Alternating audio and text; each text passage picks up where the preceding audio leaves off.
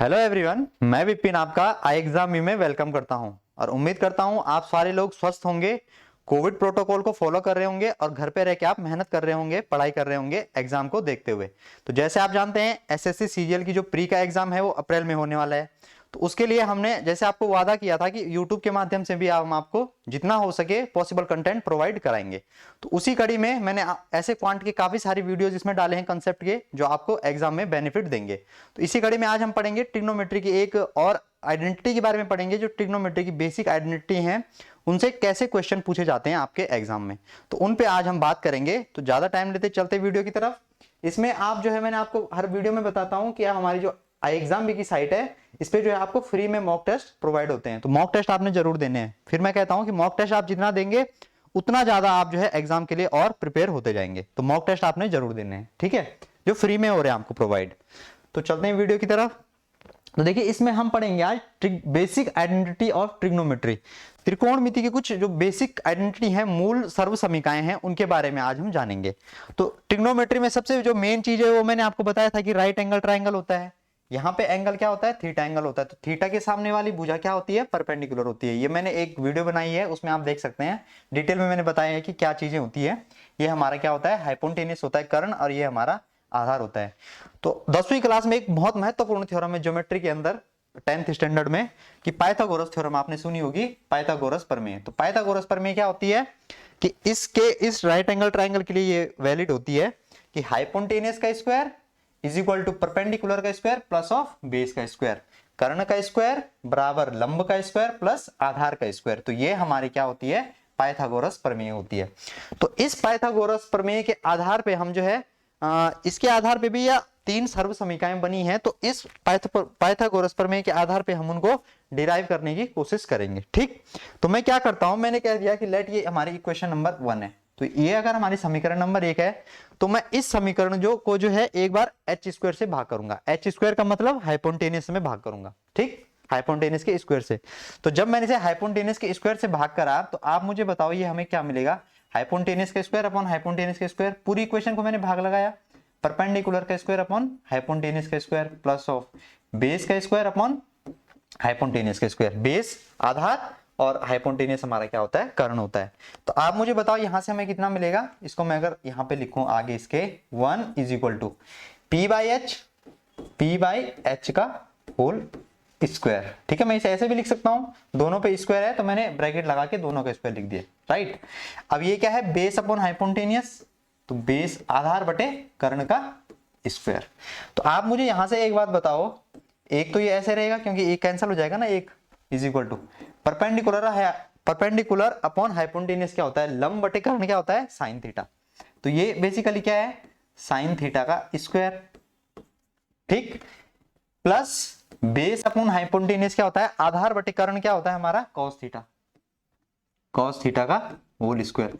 तो क्या मैं इसे ऐसे लिख सकता हूं कि साइन स्क्वायर थीटा, बात एक ही है, आप स्क्वायर वैसे करो या वैसे करो, sine square theta plus cos square theta is equal to 1। अब मैं ये उम्मीद करता हूं कि ये आइडेंटिटी आपने पढ़ी भी होगी, और ये बहुत महत्वपूर्ण आइडेंटिटी है हमारी, कि sine square theta plus cos square theta is equal to 1। ये हमारी बहुत महत्वपूर्ण आइडेंटिटी है। तो आप अगर देखेंगे तो मैंने यहाँ पे ये आइडेंटिटी लिखी गई है कि sine square theta plus cos square theta is equal to 1। This is one of the most important identity, ठीक है। ये क्या है? हमारी एक त्रिकोणमिति के अंदर बहुत महत्वपूर्ण आइडेंटिटी है। इस पे बेसिक पे भी सवाल पूछे जाते हैं, मॉडरेट लेवल पे पूछे जाते हैं, और जब आप मेंस का एग्जाम देंगे तो उसमें जो है हाई क्लास के क्वेश्चन भी पूछे जाते हैं आइडेंटिटी के ऊपर। दूसरी आइडेंटिटी होती है हमारी sec square theta minus tan square theta is equal to 1, right. तीसरी आइडेंटिटी क्या होती है हमारी? Cosec square theta minus cot square theta is equal to 1। तो ये दो आइडेंटिटी भी आपने याद रखनी है। ये हमारी जो तीन आइडेंटिटी हैं, ये बेसिक आइडेंटिटी हैं, मूल सर्व समीकरण हमारी त्रिकोणमिति में। इनसे काफी सारे क्वेश्चन देखने को मिलते हैं आपको एग्जाम में, चाहे आप डिफेंस का एग्जाम दे रहे हैं या रेलवे का एग्जाम दे रहे हैं या एसएससी का एग्जाम दे रहे हैं आप, ठीक है। तो आप जो है इन तीन आइडेंटिटी को, पहली आइडेंटिटी तो मैंने आपको प्रूव करके बता दी जब हमने हाइपोटेन्यूस से भाग दिया। दूसरी आइडेंटिटी में आप अगर देखेंगे कि आप अगर इसे परपेंडिकुलर से भाग करेंगे ना, पूरी इक्वेशन को जो है परपेंडिकुलर के स्क्वायर से, तो जब ये स्क्वायर है तो हमने क्या कहा कि हमें जो है यहाँ पे कहीं ना कहीं एक चाहिए, तो हमने इसे स्क्वायर से भाग दिया। तो एक बार तो मैंने इसे हाइपोटेन्यूस के स्क्वायर से भाग दे दिया, एक बार आप क्या करेंगे कि परपेंडिकुलर के स्क्वायर से भाग देंगे इस इक्वेशन को, जो इक्वेशन नहीं है पाइथागोरस थ्योरम है बेसिकली, इस थ्योरम को या इक्वेशन को बोल दो आप। एक बार आप इसे परपेंडिकुलर स्क्वायर से भाग देंगे और एक बार इसे आप बेस स्क्वायर से भाग देंगे।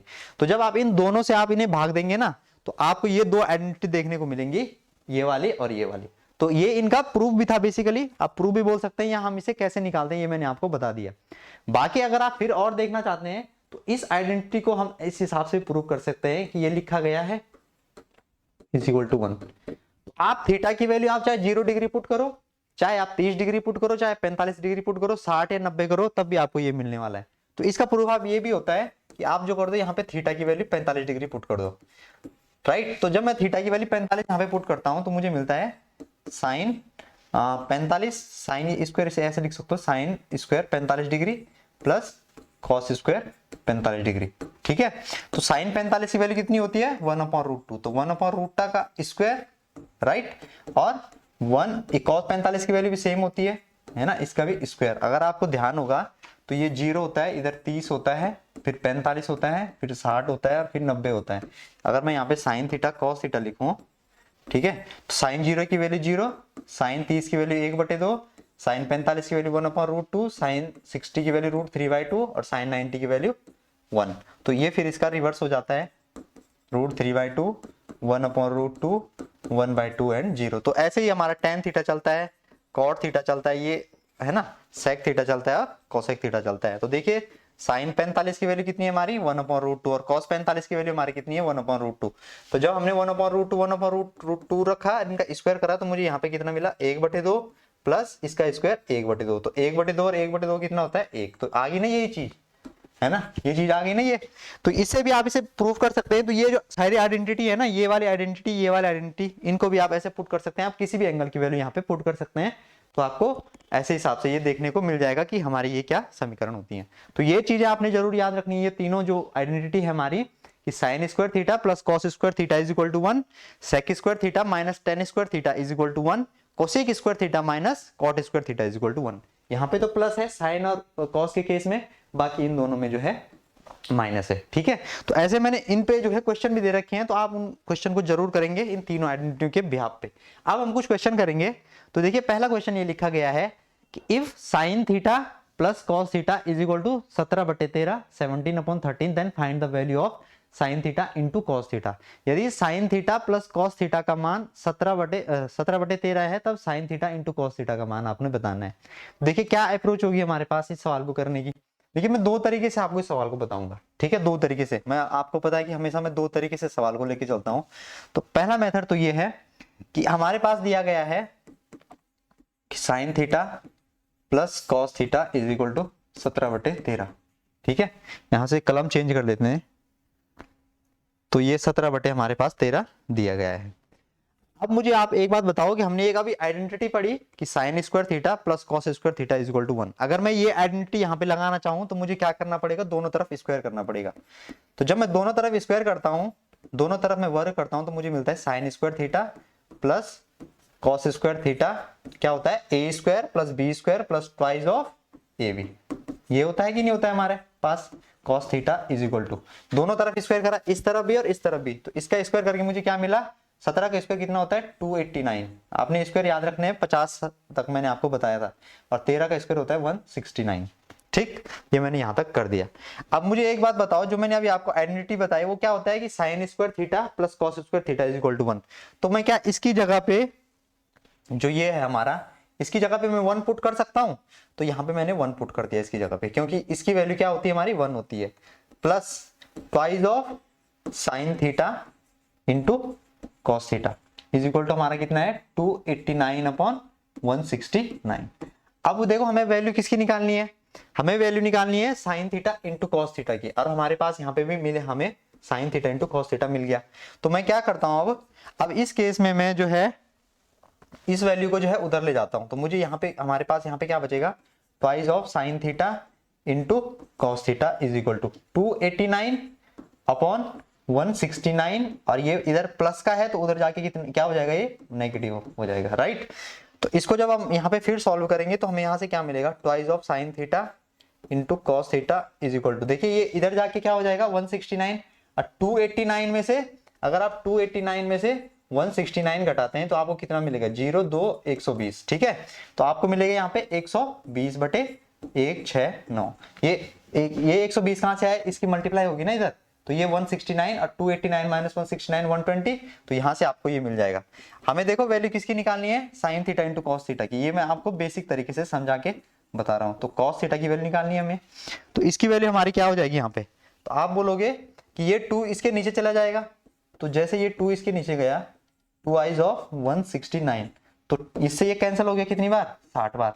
तो ये हमारे पास कितना आ गया, 60 बटे 169 169। तो ये हमारे इस क्वेश्चन का आंसर हो जाएगा। कौन सा ऑप्शन मैच हो रहा है, ये सेकंड ऑप्शन हमारा इस क्वेश्चन का आंसर हो जाएगा, 60/169। तो ये हमारे इस क्वेश्चन का राइट आंसर हो जाएगा। ठीक है, ये तो था एक इसका जो मैंने आपको आइडेंटिटी बताई उसके बिहाफ पे। तो आइडेंटिटी का ये फायदा होता है, ठीक है, आइडेंटिटी का हमारा क्या होता है, ये फायदा होता है जो मैंने आपको यहाँ पे ये करके बताया, ये चीज हमने कैसे यहाँ पे इंप्लीमेंट करी। ठीक है, यहाँ पे ये मिट गया, ये हमारा है 289/169। ठीक है, एक तो हमारा ये तरीका है। अब मैं आपको इसका एक तरीका और बताना चाहूंगा, थोड़ा ये दिमाग वालों के लिए है, ये तो बेसिक से मैंने करके बता दिया, लेकिन इसको समझना थोड़ा।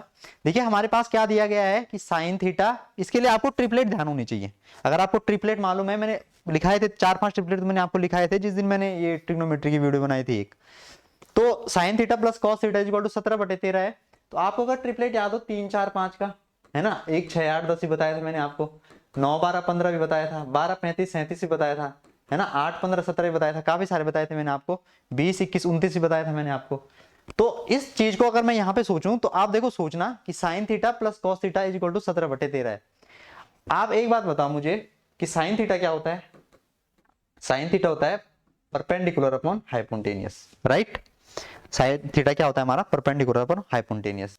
मैं आपसे पूछूं कॉस थीटा क्या होता है, तो आप बोलोगे आपका कॉस थीटा होता है बेस अपॉन हाइपोटेन्यूस। होता है कि नहीं होता है। आप मुझे एक बात बताओ, यहाँ हाइपोटेन्यूस सेम है ना, नीचे हाइपोटेन्यूस हमारा क्या है, सेम है, हाइपोटेन्यूस हमारा सेम है। तो आप मुझे एक बात बताओ कि अगर हाइपोटेन्यूस हमारा सेम है, तो ये मैं इसे ऐसे लिख सकता हूं कि परपेंडिकुलर बेस अपॉन हाइपोटेन्यूस। इसे मैं ऐसे लिख सकता हूं, perpendicular plus base upon hypotenuse. मैंने क्या लिखा रहा कि अगर हाइपोटेन्यूस हमारा सेम है डिनोमिनेटर में हर में, तो मैंने इसे लिख दिया परपेंडिकुलर बेस अपॉन हाइपोटेन्यूस। तो इस चीज को देखो आप, इस चीज को अगर आपको एक ट्रिपलेट याद हो 5 12 13 का भी याद है आपको, 5 12 और 13, इसको भी आपको याद रखना है, 5 12 13 का, ये भी फेमस ट्रिपलेट है 5 12 13 का। तो इस चीज को अगर आप यहाँ पे देखो 5 12 13 से करना चाहो, तो यहाँ पे एक चीज 5 12 13 में एक चीज तो हमारी परपेंडिकुलर होगी, सोचना इस बात को ध्यान से, एक चीज हमारी बेस होगी और एक चीज हमारी क्या होगी, यहाँ पे हाइपोटेन्यूस होगी। होगी कि नहीं होगी। और मैंने अभी आपको क्या बताया कि राइट एंगल ट्राइंगल में सबसे बड़ी साइड क्या होती है, हाइपोटेन्यूस होती है। तो 5 12 13 में सबसे बड़ा क्या है, 13 है। तो 13 तो हमारा हाइपोटेन्यूस फिक्स हो गया, तो 13 h की जगह पे तो 13 फिक्स हो गया, ठीक, अपॉन ये ऊपर इसके। ठीक है, इसके ऊपर क्या आएगा हमारा कि आप अगर देखोगे परपेंडिकुलर प्लस बेस, तो परपेंडिकुलर बेस का सम क्या होगा, 17 होगा। चाहे आप इसको परपेंडिकुलर मानो या इसको परपेंडिकुलर मानो, फिक्स नहीं है ना अभी कुछ, एक हमारा परपेंडिकुलर है इनमें से और एक हमारा बेस है। तो एक इनका सम कितना होगा, सम तो हमेशा सेम रहेगा ना। मैं आपसे अगर ये पूछता हूं कि एक 5 है और एक 3 है, तो 5 और 3 8, इसका सम है। ठीक, मैं इधर इसे लिख देता हूं 3 + 5, तो इसका चेंज होगा क्या सम, इसका जोड़ चेंज होगा, नहीं होगा ना।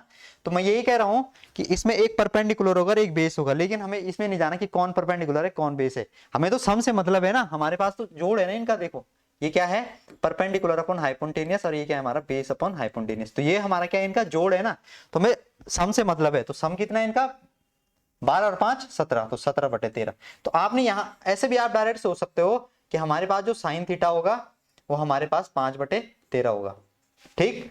और जो हमारे पास कॉस थीटा होगा, कुछ भी आप 12/13, मैंने आपको बताया कि इसमें परपेंडिकुलर और बेस फिक्स नहीं है, वो तो यहाँ पे आप कैसे भी सोच सकते हैं इसे, ठीक है। तो यहाँ पे इसे हम कैसे करेंगे,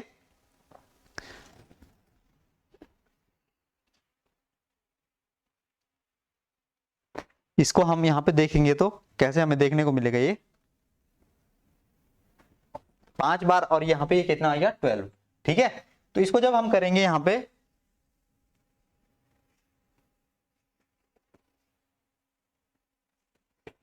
तो ये 12 हो गया हमारा, ठीक है, ये हमारा 12 हो गया। तो इसका आप जब जोड़ करेंगे तो आपको मिलेगा यहाँ पे 17/13, मिलेगा कि नहीं मिलेगा इनका जोड़। तो आप देखेंगे कि आपसे क्या पूछा गया है, sine theta into cos theta. तो sine theta into cos theta पूछा गया है, तो 5/12 गुणा कितना है हमारा 12/13। तो 12 पंजे कितना होता है हमारा 60 और 13 13 की 169। तो डायरेक्ट आप निकाल सकते हैं यहाँ से, आपको इतनी करने की जरूरत नहीं है फिर कि sine square theta plus cos square theta is equal to 1, इतना सोचने की जरूरत नहीं है आपको। आपने क्या करना है, डायरेक्ट आप इस तरीके पे सोच सकते हैं कि अगर आपको ट्रिपलेट ध्यान है तो एक इसका नीचे सेम होगा, दोनों का हाइपोटेन्यूस सेम होगा, और ट्रिपलेट होता है हमारा 5 12 13 का, ट्रिपलेट होता है हमारा 5 12 13 का। तो अगर हाइपोटेन्यूस सेम है तो ये इनका जोड़ होना चाहिए। तो आपने सोचा कि 5 12 13 होते हैं, एक परपेंडिकुलर होगा और एक क्या होगा बेस, तो 12 और 5 17, तो 17/13 आ गया। तो एक मतलब 5/13 है और दूसरा कितना है 12/13। तो आपसे उनकी क्या पूछिए, गुणा पूछिए sign theta into cos theta, ठीक है। तो ऐसे ही क्वेश्चन आपको जो है एग्जाम में देखने को मिलते हैं। तो एक तरीका तो आपका ये भी है, अगर आप ये नहीं सोच पाते हैं, कभी कभी यहाँ पे ट्रिपलेट वाला सवाल नहीं बन पाता है, तो तब तो आपको फिर यही तरीका करना पड़ेगा। लेकिन यहाँ पे ट्रिपलेट वाला बन जाए तो तब आप डायरेक्ट ऐसे सोच सकते हैं, ठीक है। तो ये one of the best question है ट्रिग्नोमेट्री का प्री के एग्जाम को देखते हुए, ठीक है। तो ऐसे मैंने काफी सारे आपको क्वेश्चन भी घर के लिए दिए हैं, जैसे ये वाला क्वेश्चन है, ठीक है, इसको भी आप कर सकते हैं। काफी सारे क्वेश्चन दिए हैं मैंने आपको, ठीक है। ये वाला ये तो सॉरी वो है, ये है देखो ऐसे। तो आप इन क्वेश्चन को डाउनलोड करेंगे, ठीक है, और जो है प्रैक्टिस करेंगे, क्योंकि जब तक आप प्रैक्टिस नहीं करेंगे तो यहाँ पे समझ के आपको कुछ नहीं होगा कि आप मोबाइल में बस वीडियो देख रहे हैं, उससे कुछ नहीं होगा। तो आपने प्रैक्टिस जरूर करनी है, ठीक है। तो जितना आप प्रैक्टिस करेंगे उतना ज्यादा आपकी तैयारी और अच्छी होगी। बाकी आप सीजीएल के लिए अगर एक कोर्स लेना चाहते हैं तो जो है आप ले सकते हैं, वहां पे आपको 40% का डिस्काउंट देखने को मिलेगा, और जो है आप अच्छे टीचर से आपको पढ़ने का मौका मिलेगा। सारी चीजें एक अच्छे सीक्वेंशियल ऑर्डर में आपको देखने को मिल जाएंगी, ठीक है। चलिए फिर मिलते हैं नेक्स्ट वीडियो में, ऐसे ही कंसेप्ट की वीडियो में आपको लेते के लिए लाता रहूंगा, और आप कमेंट में आंसर कर सकते हैं और बता सकते हैं कि आपको नेक्स्ट टॉपिक क्या पढ़ना है। तो मिलते हैं फिर नेक्स्ट वीडियो में, तब तक के लिए बाय बाय, ख्याल रखिए अपना, खुश रहिए, थैंक यू फॉर वॉचिंग।